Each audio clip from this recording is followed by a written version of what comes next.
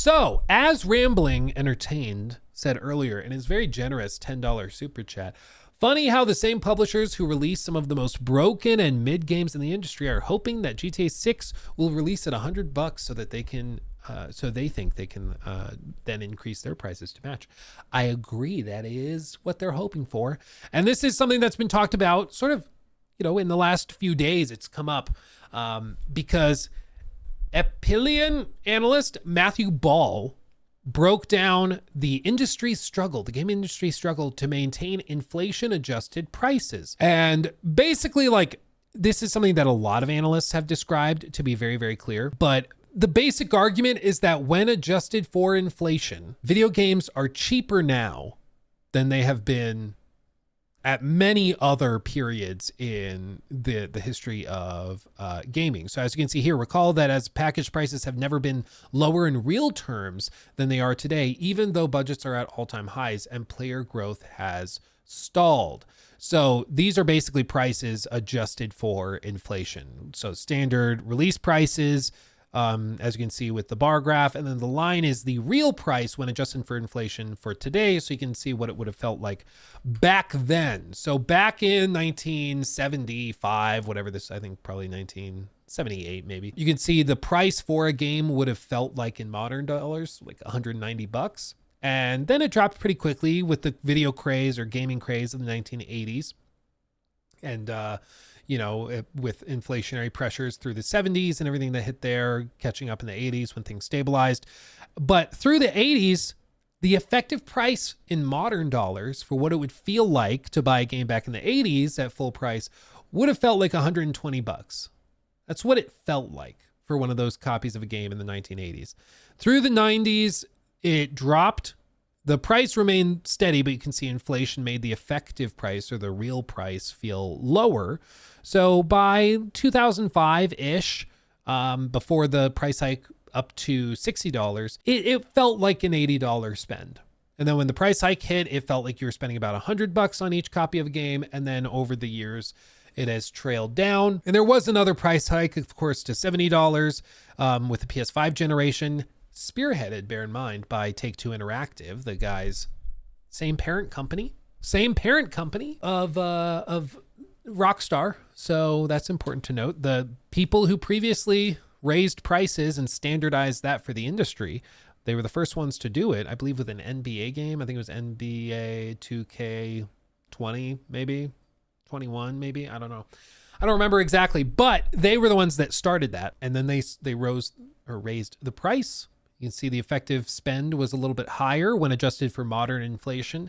It felt like you were spending maybe like $85. And as you can see, the $10 price hike for Gen 9 titles in November of 2020 lost all real value in only 29 months because of the insane inflation that we have experienced in the last few years.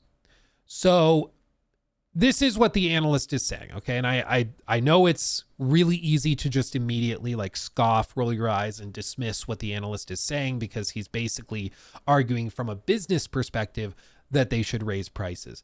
But at least I hope you can understand what he's trying to say. And then I'll talk about why I think that this is more complicated than than any of this. But effectively, in terms of the buying power of your dollar, AAA games are cheaper now when adjusted in real terms.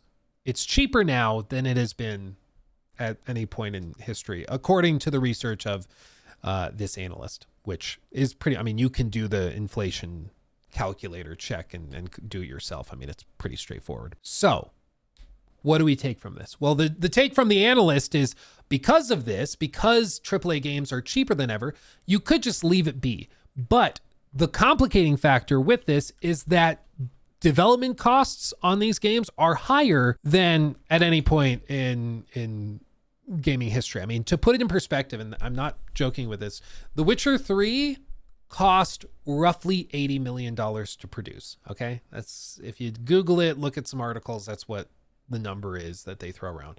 About $80 million for The Witcher 3. Spider-Man 2 cost, according to the leaks, about $300 million. And it was all of like 14 hours long, 12 to 14 hours long. Concord, according to some estimates, the source that Colin Moriarty spoke of, cost as much as $400 million. Last of Us Part 2, like $250 million. And now the prices are only going up. GTA 6 is estimated to cost between $1 and $2 billion, much closer to $2 billion than closer to $1. And many of these others, games like Forspoken, cost over $200 million to put together. Why? That's a great question, Ballistic Paper. Dare I say the most important question. It all goes back to like the basic economic factors that apply to every company in the world. When you have extreme inflation, it makes the price of every other good, because inflation is caused by too many dollars chasing too few goods. When you have inflation hit globally, you see prices for everything start to rise. In other words, the purchasing power of each dollar goes down because there's too many dollars chasing too few goods. So the value of each dollar decreases. And what you end up with is the cost of living goes up, the cost for food, gas, the cost for your car, the cost for childcare, the cost for medicine, for medical care, insurance, like the cost of everything in your life goes up. And as a result, the cost of paying and compensating employees goes up. The cost of shipping things goes up. The cost for internet data service goes up. Like the cost of literally everything goes up.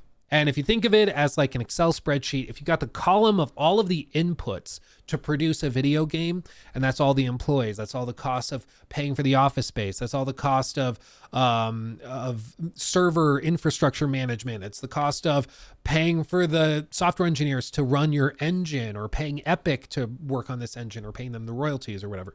All of those inputs on that one column in the Excel spreadsheet, all of them go up. Your output, even if each of those columns or each of those inputs on that one column, even if each of the inputs is going up by just a little, the output, when all of that stuff is factored in, is going to be significantly higher.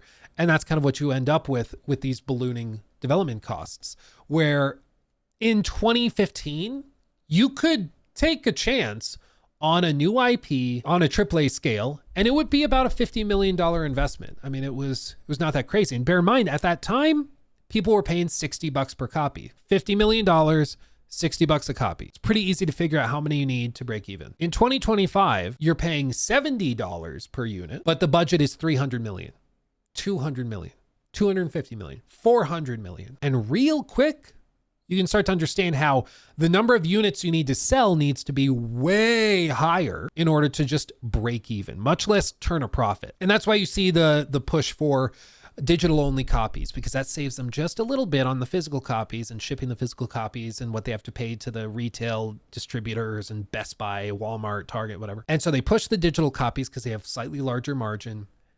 And it's why you see all of these other promotions for pre-orders, for bundling, for deluxe editions, because if they can push a deluxe edition, then they get $90 out of you or $80 out of you. They push a collector's edition, you pay $250 for, and it only costs them a little bit more to make each of the statues and the stickers and the stamps or whatever else comes in it. And so they push that to increase the margins and get more.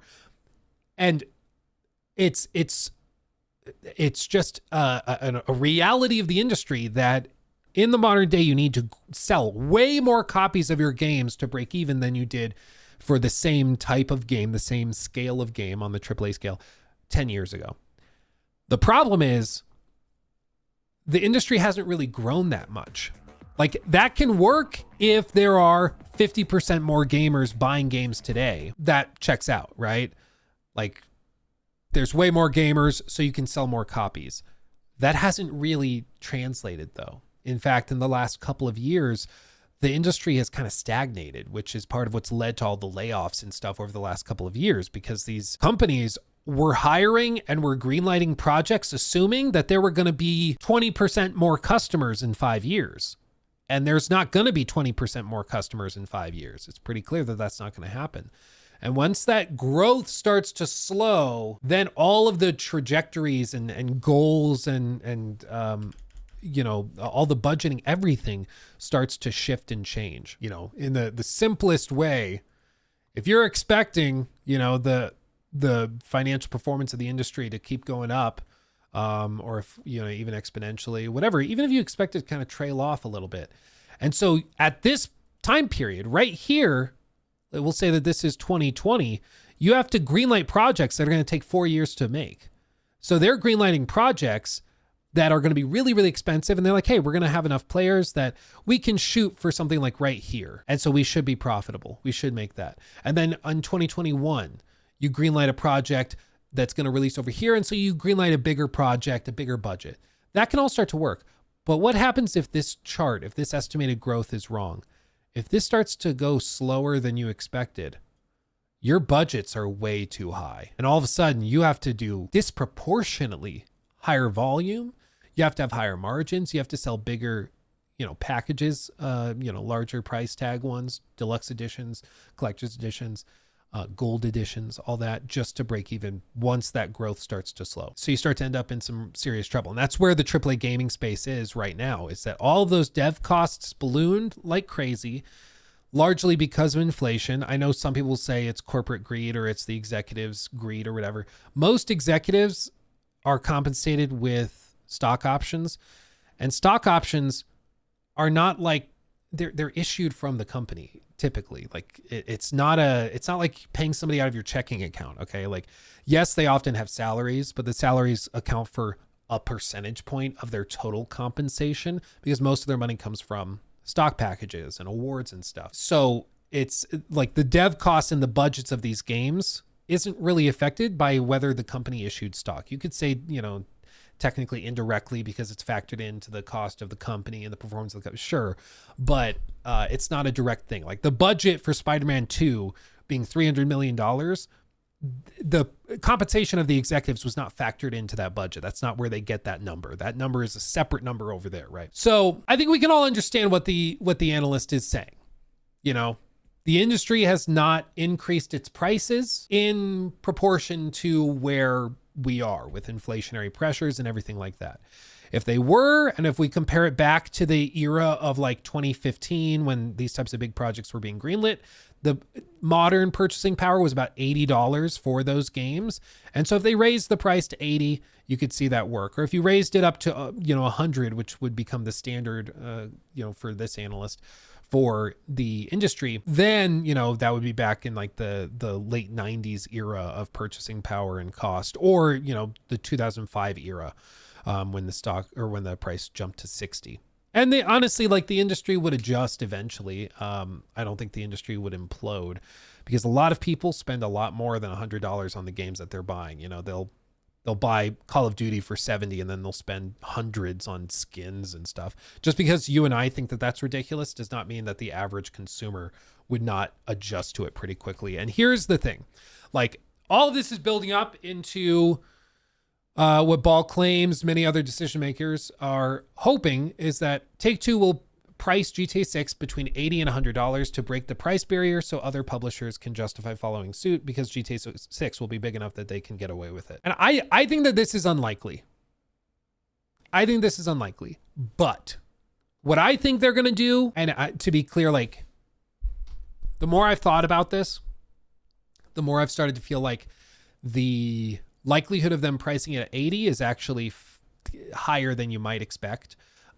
Still not likely, if it was a 5% chance before, now maybe it's a 10, given how this year has gone in the industry. But I think what's most likely to happen is, the 90% likelihood is that they price it at 70, but they'll have like a $120 version. And the $120 version will be the deluxe or the outlaw, whatever version that they call it. And it's going to cost $120. And it's going to give you 5 days early access to the game, or a week early access, something like pretty severe. And everybody's going to buy it. Like, everybody. Because nobody's going to want to be the one sucker that misses out. And they also get other benefits. Like, they can do physical copies will not be included in the early access. And so if you want a physical copy, you have to wait until launch day.